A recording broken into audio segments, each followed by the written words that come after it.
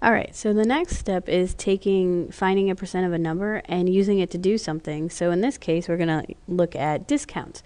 So like, for instance, we're going to find the percent of a number, and then we're going to take it off the original number because there's a sale going on.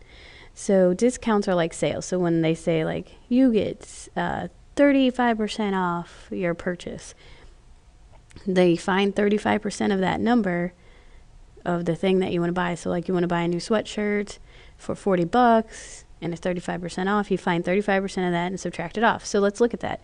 So this is on your notes.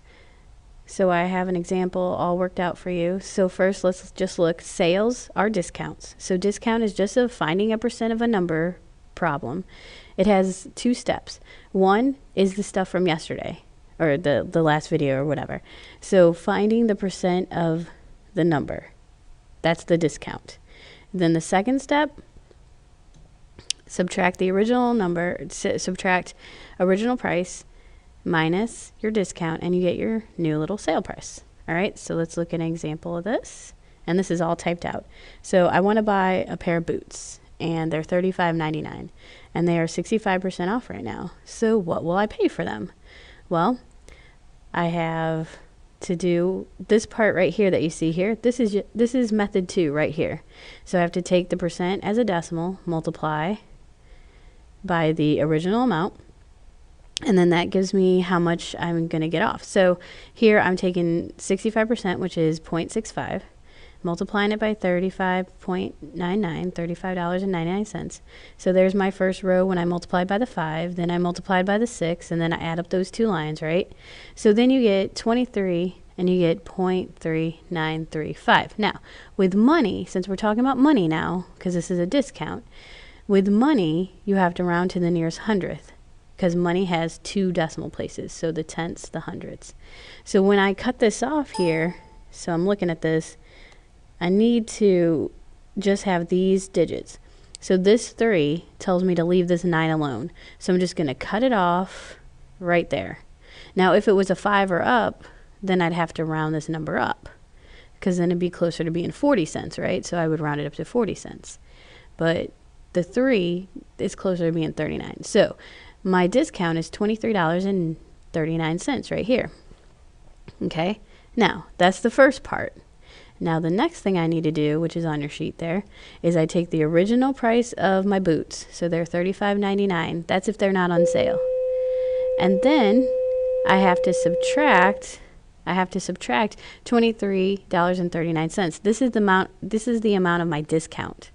This is how much the store is taking off. This is 65% of this. So I'm subtracting it off. So I'm only going to pay $12.60 for my pair of boots. That's the sale price. Okay, so when I go to the register, the cashier person is going to go beep, and they're going to check me out, and it should come up for $12.60, not $35.99. If it does, then there's a problem. All right. So now this is an old dated problem, but because nobody's buying CD players anymore, but we'll work with it. So I want to buy, so this is on your sheet, and do this with me because it's on there. Okay, I want to buy a CD player for $159.95, and it is 33% off. So how much will I pay for it? Okay, so the first thing I need to do is take my price here, which is $159.95, and I need to change this percent into a decimal, so that's moving over 1, 2. So this part is from yesterday, so here we go. All right. Oh, my line's going crazy. So then 3 times 5 is 15.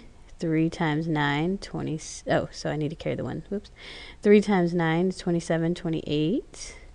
Then I carry my 2. 3 times 9 is 27, 28, 29. Carry my 2. 3 times 5 is 15, and 2 is 17. And then 3 times 1 is 3, plus 1 more is 4. And then I put a 0, but then I'm multiplying by a 3 again. So all I have to do is just shift these numbers over. I'm gonna cheat a little bit. I'm just gonna scooch these over. So I'm gonna do a 5, an 8, a 9, a 7, and a 4, because it's all the same numbers, right? Then I add up my two lines, so this is 5, a 13, carry my 1, so that'd be 18, carry my 1, that'd be 17, carry my 1, that'd be 12, carry my 1, so that'd be 5. Okay, so then now I have to figure out where my decimal goes. So there's 1, 2, 3, 4. Okay, are you seeing this? Because 95 cents here, so there's 1, 2, 3, 4 decimal places in my original problem.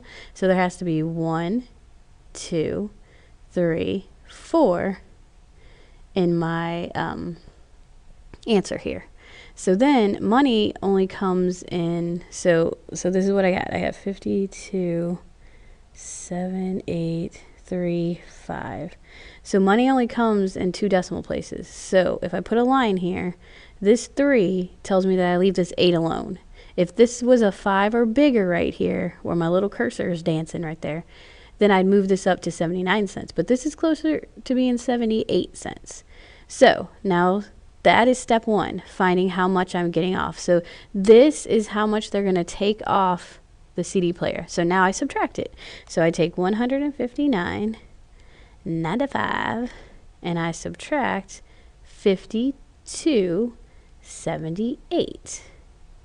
Okay, so I have to borrow here. So this turns into a 15 if I borrow from here. So 15 minus 8 is 7. 8 minus 7 is 1. Now the decimal comes straight down. Remember, when we're subtracting decimals, we line up the decimals.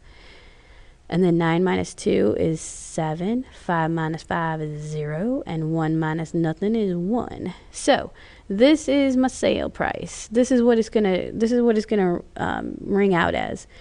I'm gonna spend $107.17. Okay. Now,